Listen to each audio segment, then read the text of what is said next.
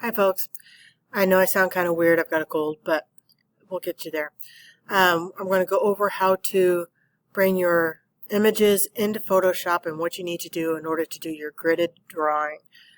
So first, I've got my pictures. If you used your webcam, you should be fine. It should just be in your pictures. If you used your phone and you emailed it to yourself, you need to save that file.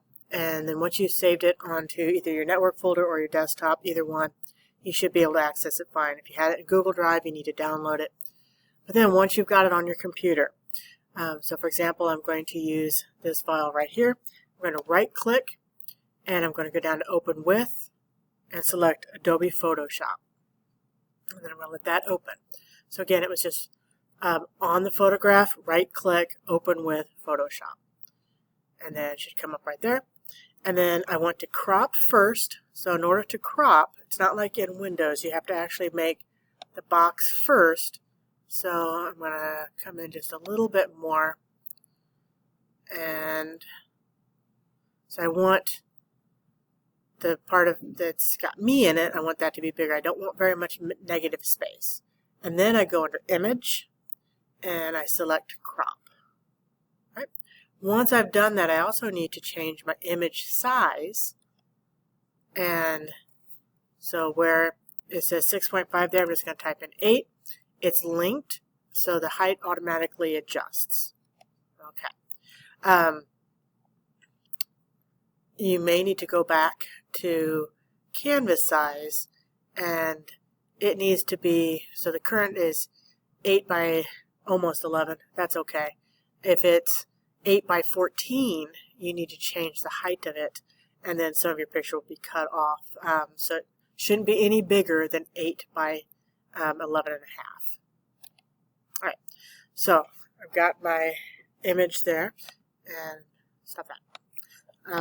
Very so often it does things, and it's like, I don't know. I will admit, I am not a Photoshop guru. I know just enough to get me through the day.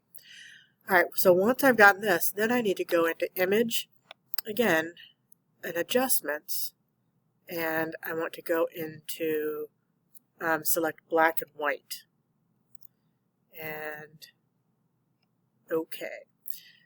I go back to Image. We go to Image a lot for this, and then Image Adjustments, Brightness and Contrast, and I can play with the brightness if it's just a little bit too gray. And if it ended up just kind of losing things, I want to have enough contrast to be able to see everything pretty well. So kind of play around with that a little bit. And if you're happy with that, click OK. But you can also go under Image and do Auto Tone or Auto Contrast. Auto Color won't help you very much. But in Adjustments, you can also go through and try play with the exposure a little bit and see if that helps you. So just kind of play back and forth with these things. Like that's way too washed out. And you may decide everything is fine as is. Okay.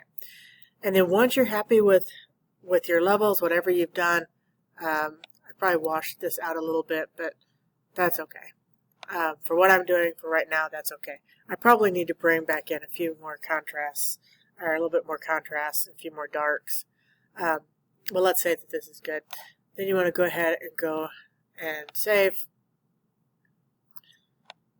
And then you also want to print, and just Control P and select print hallway or HHS 104 hallway.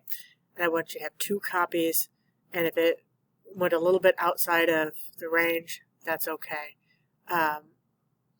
And print. I'm not going to actually print though, because I already have my images.